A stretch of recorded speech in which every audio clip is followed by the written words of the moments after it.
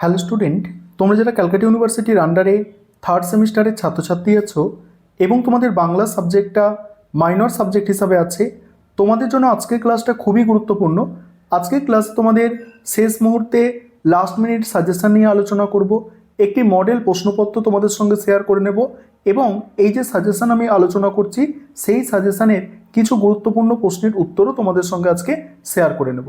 অর্থাৎ তোমাদের যাতে থার্ড সেমিস্টারে বাংলা মাইনর সাবজেক্টটা আছে তোমাদের জন্য আজকের ক্লাসটা খুবই গুরুত্বপূর্ণ হতে চলেছে। তোমাদের দেখো, তোমাদের পেপারটার নাম বাংলা সাহিত্যের ইতিহাস 1800 খ্রিস্টাব্দ পর্যন্ত, এটা প্রথমেই তোমাদের মাথায় রাখতে হবে। 15 নম্বরের প্রশ্ন তিনটে তোমাদের অ্যান্সার করতে হবে। 15 নম্বরের প্রশ্ন মডিউল 1 থেকে আমি যেটা রেখেছি, দেখো মডিউল 1 থেকে আমি মোস্ট ইম্পর্টেন্ট তিনটে প্রশ্ন বলেছি। তিনটে প্রশ্ন মোস্ট ইম্পর্টেন্ট, তার মধ্যে প্রথম দুটো সব থেকে গুরুত্বপূর্ণ। কী প্রশ্ন সেগুলো হচ্ছে বাংলা সাহিত্যের ইতিহাসে তুর্কি আক্রমণের গুরুত্ব বা ফলাফল আলোচনা করো। এর সঙ্গেই আছে এই সময়কালকে কি অন্ধকার যুগ বলা যায়, যুক্তিসহ লেখো। পরের প্রশ্ন আছে শ্রীকৃষ্ণ কীর্তন কাব্যের কাব্য মূল্য বা সাহিত্য মূল্য বিচার করো। পরের প্রশ্ন চর্যাপদের ধর্মমত ও সমাজতত্ত্ব সম্পর্কে সংক্ষেপে আলোচনা করো। তারপরে বাংলা সাহিত্যের যুগ বিভাগের প্রবণতাগুলি সম্পর্কে সংক্ষেপে আলোচনা করো আর এই যুগ বিভাগ কতটা যুক্তিযুক্ত। এটা মডিউল 1 কমপ্লিট, বড় প্রশ্ন, 15 নম্বরের প্রশ্ন। মডিউল টু দেখো, আর এগুলো যদি একটু খেয়াল করো বুঝতে পারবে যে বিগত বছরে কী প্রশ্ন এসেছিলো সেগুলো এখানে লেখা আছে। অর্থাৎ যেমন এখানে লেখা আছে 2024 সালে কীর্তিবাস এবং বিদ্যাপতি এসেছে, ঠিক আছে। তাই এবছর কাশিরাম দাস, চণ্ডীদাস এবং শ্রী চৈতন্যদেব গুরুত্বপূর্ণ, এইভাবে এটা লেখাও আছে। এখানে প্রথম প্রশ্ন বাংলার সমাজজীবন ও সাহিত্যে চৈতন্যদেবের অবদান বা প্রভাব সম্পর্কে বিস্তারিত আলোচনা করো। পরের প্রশ্ন হচ্ছে মহাভারতের শ্রেষ্ঠ অনুবাদককে, অনুবাদক হিসাবে কবি কাশিরাম দাসের কবি কৃতিত্ব ও জনপ্রিয়তার কারণ আলোচনা করো। পরের প্রশ্ন প্রাক চৈতন্য যুগের শ্রেষ্ঠ বৈষ্ণব পদকর্তা চণ্ডী দাসের কবি প্রতিভা মূল্যায়ন করো। পরের প্রশ্ন আছে মালাধর বসুর কবি পরিচয় ও কাব্য রচনার কাল সম্পর্কে আলোচনা করে এই কবির কবি কৃতিত্বের পরিচয় দাও। তারপর 3 নম্বর মডিউলে দেখো, 3 নম্বর মডিউলে গতবারে মুকুন্দ চক্রবর্তী এবং রামপ্রসাদ সেন এসেছিল, এবারে ভারতচন্দ্র, আলাওল, কমলাকান্ত, এইগুলো গুরুত্বপূর্ণ, ঠিক আছে।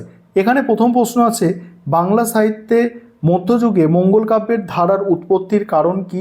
এর সঙ্গেই আছে অন্নদা মঙ্গল কাব্যের রচয়িতা হিসাবে কবি ভারতচন্দ্র রায়ের কবি কৃতিত্ব বিচার করো। নেক্সট হচ্ছে আরাকান রাজসভার কবি সৈয়দ আলাওলের সাহিত্য রচনার সংক্ষিপ্ত পরিচয় দাও। এর সঙ্গে আছে মধ্যযুগের আখ্যান কাব্যের ধারায় তার রচনার বিশেষত্ব আলোচনা করো। নেক্সট হচ্ছে শাক্ত পদাবলীর কবি হিসাবে কমলাকান্ত ভট্টাচার্যের কবি প্রতিভার বিশিষ্টতার ক্ষেত্রগুলি চিহ্নিত করো। নেক্সট হচ্ছে শাহ মাহমুদ সাগিরের কবি প্রতিভার সংক্ষিপ্ত পরিচয় দাও। এবার 5 নম্বরের প্রশ্ন মডিউল 1 থেকে প্রথমে দেখো। আর আরেকটা বিষয় তোমাদের এখানে বলার আছে, তোমাদের জন্য এই পেপারে স্টাডি মেটেরিয়াল রেডি আছে। তোমরা যদি এখনও কেউ স্টাডি মেটেরিয়াল পারচেস করতে চাও বা পরবর্তী সেমিস্টারগুলোতে স্টাডি মেটেরিয়াল পারচেস করতে চাও তাহলে স্ক্রিনে একটা নম্বর দেখতে পাবে, ওই নম্বরে যোগাযোগ করতে পারো। দেখো এখানে মডিউল 1 থেকে প্রথম প্রশ্ন শ্রীকৃষ্ণ কীর্তন গ্রন্থটির নাম নিয়ে যে বিতর্ক আছে সংক্ষেপে তার পরিচয় দাও। পরের প্রশ্ন চর্যাপদের ঐতিহাসিক গুরুত্ব সংক্ষেপে লেখো। নেক্সট হচ্ছে চর্যাপদের ভাষাকে সান্ধ্য ভাষা বলা হয় কেন। এবার মডিউল 2 থেকে দেখো অনুবাদ সাহিত্য সৃষ্টির কারণ বা পটভূমি সংক্ষেপে আলোচনা করো। নেক্সট হচ্ছে জীবনী সাহিত্য হিসাবে শ্রী চৈতন্য চরিতামৃত গ্রন্থের ঐতিহাসিক গুরুত্ব সংক্ষেপে আলোচনা করো। নেক্সট হচ্ছে বৈষ্ণব পদাবলীতে জ্ঞান দাস অথবা গোবিন্দ দাসের অবদান সংক্ষেপে লেখো। নেক্সট হচ্ছে শ্রীকৃষ্ণ বিজয় কাব্যের অভিনবত্ব বিশ্লেষণ করো। আর 3 নম্বর মডিউল দেখো, 3 নম্বর মডিউলে আছে মঙ্গল কাব্যের ধারার বৈশিষ্ট্য বা উদ্ভবের কারণগুলি উল্লেখ করো। তারপরে ইউসুফ জুলেখা কার লেখা আর এটি কোন ধরনের কাব্যটির বিশিষ্টতা লেখো। পরের প্রশ্ন আছে মনসা মঙ্গল কাব্যের শ্রেষ্ঠ কবিকে সংক্ষেপে তার পরিচয় দাও। তারপর দৌলত কবিরাজের সাহিত্য কৃতিত্বের পরিচয় দাও। এবারে দেখো, এবারে আছে তোমাদের মডেল প্রশ্নপত্র এবার তোমরা দেখে নাও। তোমরা জানো 75 মার্কসের পরীক্ষা তোমাদের। দেখো যেভাবে পরীক্ষায় প্রশ্নপত্র আসে সেইভাবেই তোমাদের মডেল প্রশ্নপত্র তৈরি করা হয়েছে। প্রথমে কয়েক দাগের প্রশ্ন বাংলা সাহিত্যের ইতিহাসে তুর্কি আক্রমণের গুরুত্ব বা ফলাফল আলোচনা করো। এর সঙ্গে আছে এই সময়কালকে কি অন্ধকার যুগ বলা যায়? যুক্তি সহ লেখো। পরে প্রশ্ন, শ্রীকৃষ্ণ কীর্তন কাব্যের কাব্যমূল্য বা সাহিত্যমূল্য বিচার করো। নেক্সট হচ্ছে বাঙালির সমাজজীবন ও সাহিত্যে শ্রী চৈতন্যদেবের অবদান বা প্রভাব সম্পর্কে বিস্তারিত আলোচনা করো। এর সঙ্গে অথবার প্রশ্ন, মহাভারতের শ্রেষ্ঠ অনুবাদককে? অনুবাদক হিসাবে কবি কাশিরাম দাসের কবি কৃতিত্ব ও জনপ্রিয়তার কারণ আলোচনা করো। নেক্সট হচ্ছে বাংলা সাহিত্যের মধ্যযুগে মঙ্গল কাব্যের ধারার উৎপত্তির কারণ। এর সঙ্গে অন্নদা মঙ্গল কাব্যের রচয়িতা হিসাবে কবি ভারতচন্দ্র রায়ের কৃতিত্ব বিচার করো। পরের প্রশ্ন, আরাকান রাজসভার কবি সৈয়দ আলাওলের সাহিত্য রচনার সংক্ষিপ্ত পরিচয় দাও। মধ্যযুগের আখ্যান কাব্যের ধারায় তার রচনার বিশেষত্ব আলোচনা করো। এবারে দেখো, এবারে পাঁচের প্রশ্ন হচ্ছে শ্রীকৃষ্ণ কীর্তন গ্রন্থটির নাম নিয়ে যে বিতর্ক আছে তা সংক্ষেপে পরিচয় দাও। নেক্সট হচ্ছে চর্যাপদের ঐতিহাসিক গুরুত্ব বা সমাজচিত্র সংক্ষেপে লেখো। নেক্সট অনুবাদ সাহিত্য সৃষ্টির কারণ বা পটভূমি সংক্ষেপে আলোচনা করো। নেক্সট জীবনী সাহিত্য হিসাবে শ্রীচৈতন্য চরিতামৃত গ্রন্থের ঐতিহাসিক গুরুত্ব। মঙ্গল কাব্যের সাধারণ বৈশিষ্ট্য বা উদ্ভবের কারণ। ইউসুফ জুলেখার কাল লেখা আর এটি কোন ধরনের কাব্য, কাব্যের বিশিষ্টতা লেখো। এবারে এক নম্বরের প্রশ্ন এখানে যেগুলো রাখা হয়েছে দেখো, চর্যাপদের কে আবিষ্কার করে? চর্যাপদের পুঁথি কোথা থেকে আবিষ্কার হয়? শ্রীকৃষ্ণ কীর্তন কাব্যের প্রধান তিনটি খণ্ডের নাম। বিদ্যাপতি কোন ভাষায় কবি ছিলেন? কৃত্তিবাস ওঝার রামায়ণের নাম কি? শ্রী চৈতন্যদেব কত খ্রিস্টাব্দে জন্মগ্রহণ করেছিল? শ্রীকৃষ্ণ বিজয় কাব্যের রচয়িতা কে? তারপর হচ্ছে মঙ্গল কাব্যের আদি কবি কাকে বলা হয়? অন্নদা মঙ্গল কাব্যটি কয়টি খণ্ডে বিভক্ত? চণ্ডীমঙ্গল কাব্যের শ্রেষ্ঠ কবি। পদ্মাবতী কাব্যটি কার লেখা? শাক্ত পদাবলীর আদি কবি কে? তারপর রামপ্রসাদ সেনের জন্মস্থান কোথায়? দৌলত কাজী কোন রাজসভার কবি ছিলেন? চৈতন্য ভগবত কে রচনা করেন? এটা মডেল প্রশ্নপত্র গেল। এবারে কিছু গুরুত্বপূর্ণ বড় প্রশ্নের উত্তর দেখো। এবারে কিছু প্রশ্নের উত্তর তোমাদের সঙ্গে শেয়ার করছি। দেখো, প্রথম যে প্রশ্নটা ছিল যে বাংলা সাহিত্যের ইতিহাসে তুর্কি আক্রমণের গুরুত্ব বা ফলাফল, আর এই সময়কালকে অন্ধকার যুগ বলা যায় কিনা। প্রথমেই ভূমিকা ইন্ট্রোডাকশন দিয়ে শুরু।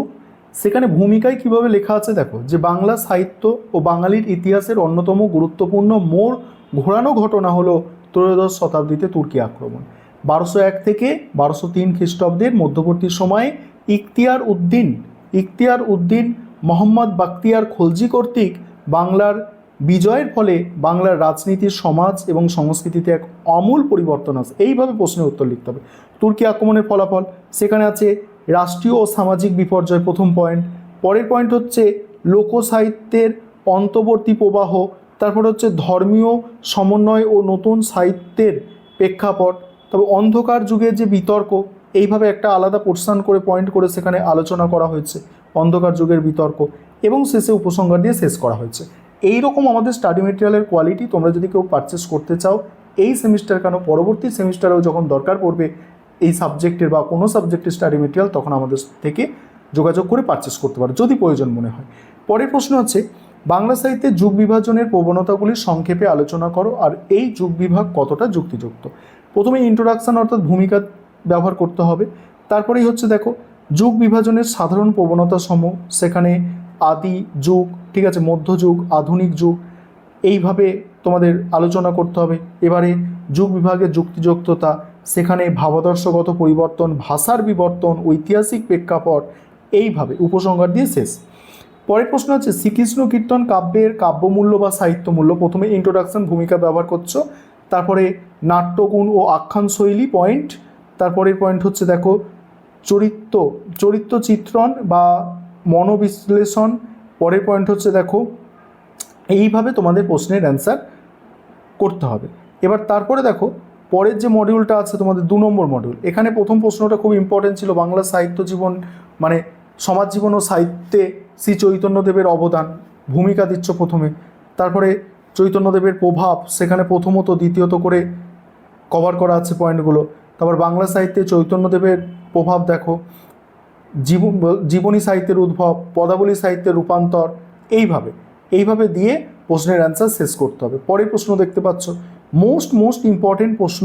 এইভাবে আমাদের অ্যান্সার রেডি করা আছে। তোমরা যদি কেউ পারচেস করতে চাও অবশ্যই স্ক্রিনে দেওয়া নম্বরে যোগাযোগ করবে।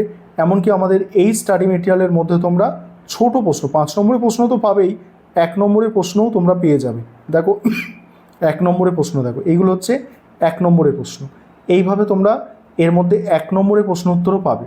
যেমন চর্যাপদ কে আবিষ্কার করে, চর্যাপদ কত সালে আবিষ্কার হয়, কোথা থেকে আবিষ্কার হয়, কবে প্রকাশিত হয়, এইভাবে। এবং গুরুত্বপূর্ণ যে প্রশ্ন তার পাশে আবার স্টার দিয়ে চিহ্নিত করা আছে।